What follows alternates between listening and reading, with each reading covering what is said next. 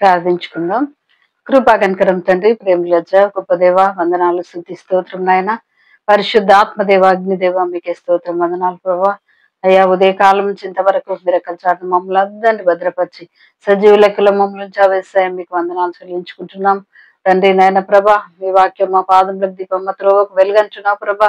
దైవజనుల వాక్యం చెప్తుండగా ప్రభా, మీరే సహాయం దయచండి. కావాల్సిన జ్ఞానాన్ని మీరు దయచండి. కొలతలేని అభిషేకంతో నింపండి ప్రభా. మీకు స్తోత్రం. వీళ్ళందరినైనా ప్రభా, వాక్యం వింటుండగా ప్రభా, ప్రతి ఒక్కరిని ప్రభా నాయన మీరు ప్రేరేపించి ప్రభా నాయన, అయ్యా నాయన మీరు వారికి జ్ఞానం దయచేయమని అడుగుచున్నాం నాయన ప్రభా. విన్న వాక్యాన్ని ప్రభా విడిచిపెట్టకుండా ప్రభా హృదయంలో భద్రపరుచుకొని ప్రభా నాయన, అయ్యా నాయన ఆచరణలో పెట్టుటకు మీరు సహాయం దయచండి.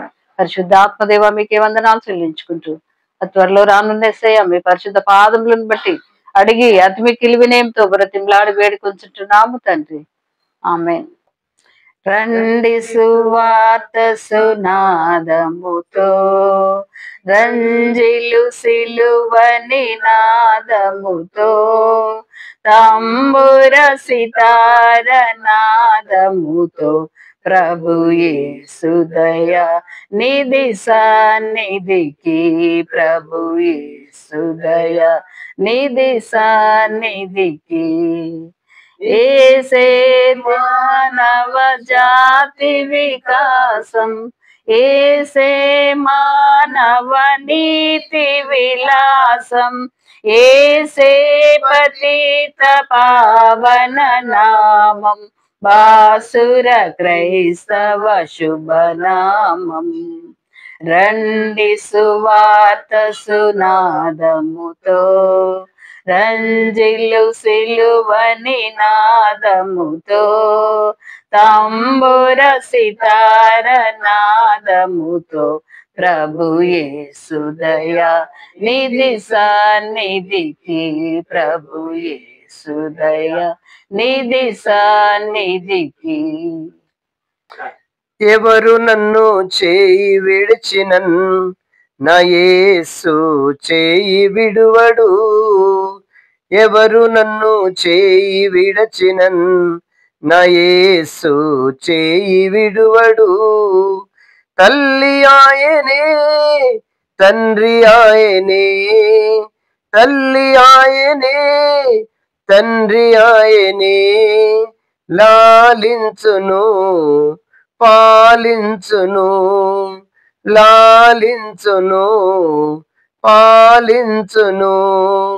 ఎవరు నన్ను చేయి విడచినన్, నా యేసు చేయి విడువడు.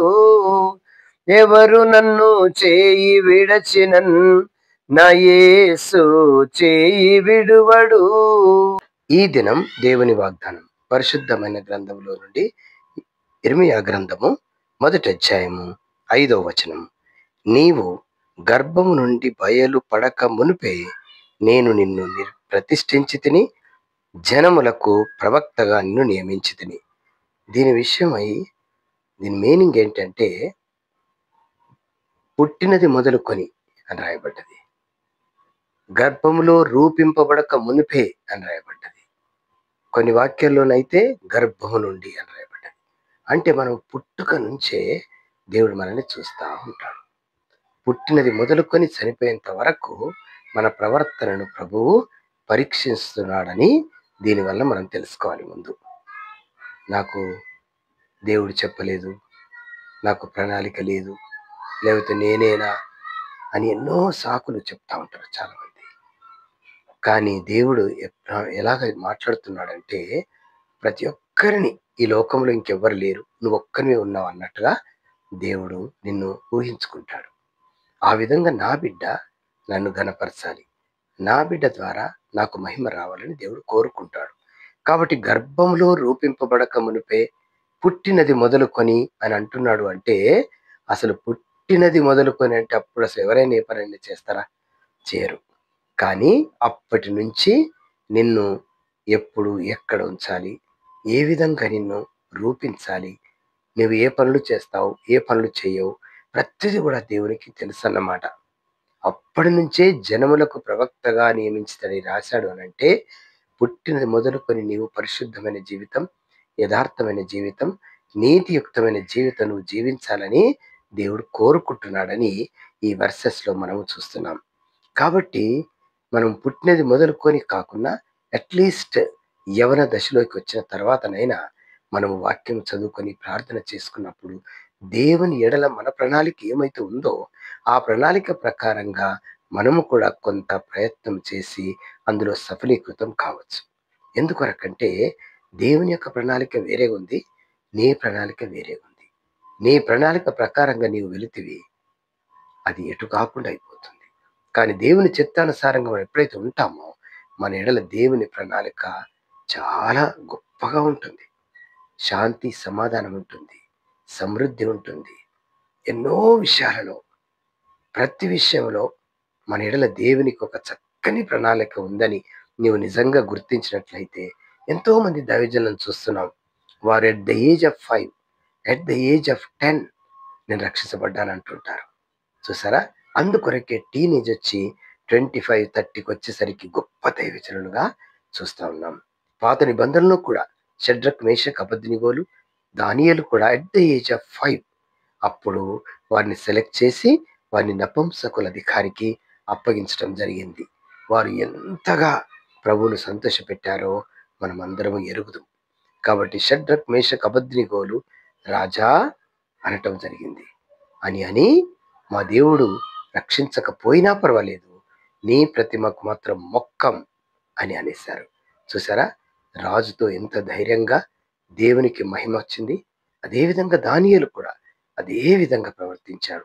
కాబట్టి కొంతమంది బైబిల్ హిస్టరీస్లో రాసినటువంటి దైవజనుల యొక్క వాటి యొక్క లైఫ్ హిస్టరీస్ మనం చదవటం ద్వారా నీ ఎడల కూడా ఒక ప్రణాళిక ఉంది అని మనము నిర్ధారించుకొని దేవుని పైన ఆధారపడాలి. మన సొంత ఆలోచన ఉండద్దు. స్వనీతి, స్వార్థం, నేను, నా యొక్క అనే స్వభావం ఉండకూడదన్నమాట. ఎందుకంటే నీ ఎడల ఒక గొప్ప ప్రణాళిక ఉందన్నమాట. శాంసన్ ద్వారా దేవుని చిత్తం ఆగిపోయెను అని పాత నిబంధన గ్రంథంలో రాయబడింది. కాబట్టి నీ ద్వారా కూడా అలా ఆగిపోతే మన ఈ జీవితం వేస్ట్. కాబట్టి మన జీవితంలో కొంతైనా ప్రభువును సంతోషపెట్టే జీవితం ఉండాలి అనంటే గర్భములో నిన్ను రూపింపబడక ముందే, గర్భములో నుండి బయలు పడక మునిపే నేను నిన్ను ప్రతిష్ఠించి తిని. చూసారా? దేవుని వాక్యం కొరకు పాటలు, ప్రార్థన, ఎన్నో ఎన్నో ఎన్నో అవసరతల కొరకు, నీ కొరకు మాత్రమే కాదు, మరి యెషయా గ్రంథంలో చెప్పినట్టుగా నా నిమిత్తమే అలాగూ చేస్తాను, నా మహిమను మరి ఎవరికి నేను ఇచ్చువాడను కాను. కాబట్టి ఇటువంటి వాగ్దానాలు ఉన్నప్పుడు మనము బహు జాగ్రత్త కలిగి దేవునికి భయము, భక్తి కలిగి ఉన్నట్లయితే దేవుడు యాక్సెప్ట్ చేస్తాడు. దేవుడి వాక్యం దీవించును గాక. చిన్న ప్రార్థన చేసుకుందాం. ప్రేమ నమ్మకమైన తండ్రి, మా పరలోకపు తండ్రికి యేసు నామములో ఏదడిగినా ఇస్తానని చెప్పావు. కాబట్టి ఇదిగో ఇర్మియా గ్రంథం 1వ అధ్యాయం 5లో చెప్పిన ప్రకారంగా ప్రభా, at the age of tender age నుంచే మమ్మలను వాడుకొనండి, మా బిడ్డలను వాడుకొనండి. ఆ విధంగా వారు పెద్దగా అయిన తర్వాత దాని తొలగిపోరని కూడా మీరే రాయించి పెట్టారు. కాబట్టి మా బిడ్డలను దీవించి ఆశీర్వదించమని యేసు నామములో ప్రార్థించి వేడుకొనుచున్నాము తండ్రి. ఆమేన్.